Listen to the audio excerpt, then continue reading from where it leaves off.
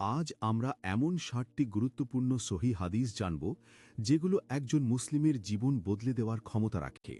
প্রিয় নবী হজরত মুহাম্মদ সাল্লাল্লাহু আলাইহি ওয়াসাল্লাম আমাদের জীবনের প্রতিটি ক্ষেত্রে পথ নির্দেশ রেখে গেছেন।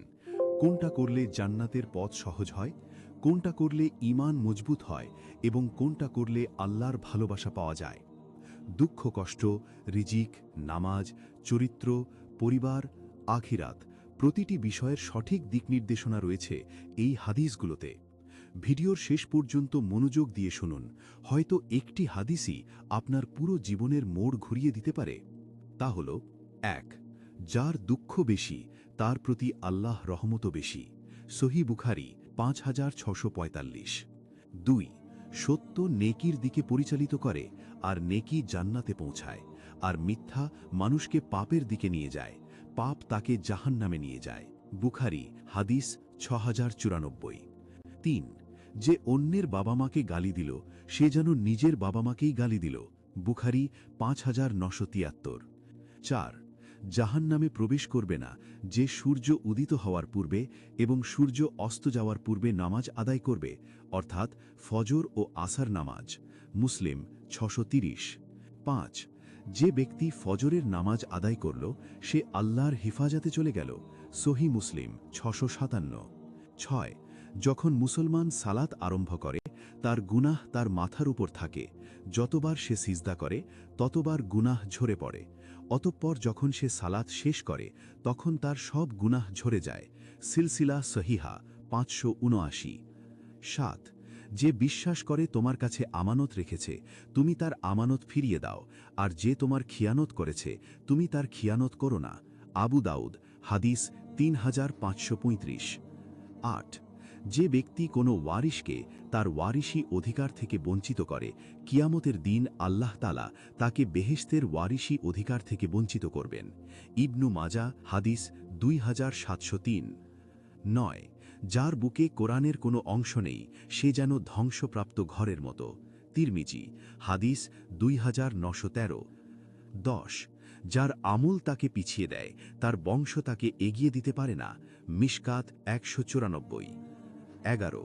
যে ব্যক্তির চরিত্রে কৃপণতা, ভীরুতা ও হীন মানসিকতা রয়েছে সে খুবই নিকৃষ্ট। আবু দাউদ হাদিস ২৫১১। ১২.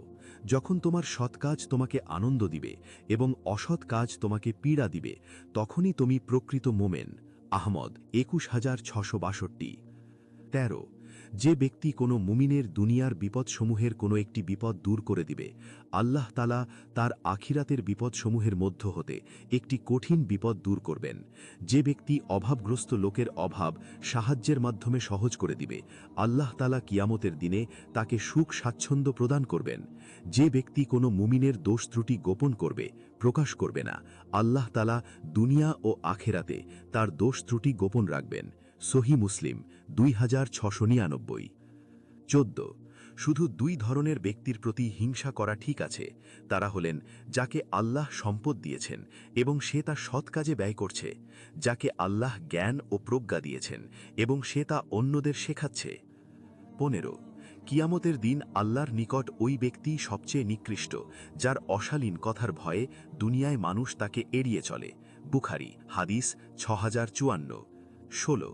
কিয়ামতের দিন আল্লাহর নিকট সবচেয়ে নিকৃষ্ট মানুষ সেই ব্যক্তি হবে যে স্ত্রীর সঙ্গে মিলন করে অতঃপর সে তার স্ত্রীর গোপন কথা প্রকাশ করে দেয়। মুসলিম ১৪৩৭। ১৭. যে ব্যক্তি নামাজের কথা ভুলে যায় সে তা পড়বে যখনই স্মরণ হবে, এতে সে নামাজ কাজা করার গুনাহ থেকে মুক্তি পাবে। ১৮. প্রতিদিন আল্লাহর কাছে উপকারী জ্ঞান, কবুল হওয়ার মতো আমল এবং হালাল রিজিক কামনা করবে। ইবনে মাজাহ ৯২৫। ১৯. প্রত্যেক ব্যক্তির শরীরের প্রত্যেকটি গ্রন্থির উপর প্রতিদিনের জন্য সাদাকা ধার্য রয়েছে। দু ব্যক্তির মধ্যে ইনসাফ করে দেওয়াও একটি সাদাকা। কোনো ব্যক্তিকে সাওয়ারির উপর আরোহণে সাহায্য করা অথবা তার মালামাল সাওয়ারির উপরে তুলে দেওয়াও একটি সাদাকা। সকল প্রকার ভালো কথাই এক একটি সাদাকা। সালাত আদায়ের জন্য মসজিদে যেতে যতটি পদক্ষেপ ফেলা হয় তার প্রতিটি এক একটি সাদাকা, এবং রাস্তা থেকে কষ্টদায়ক বস্তু অপসারণ করাও একটি সাদাকা।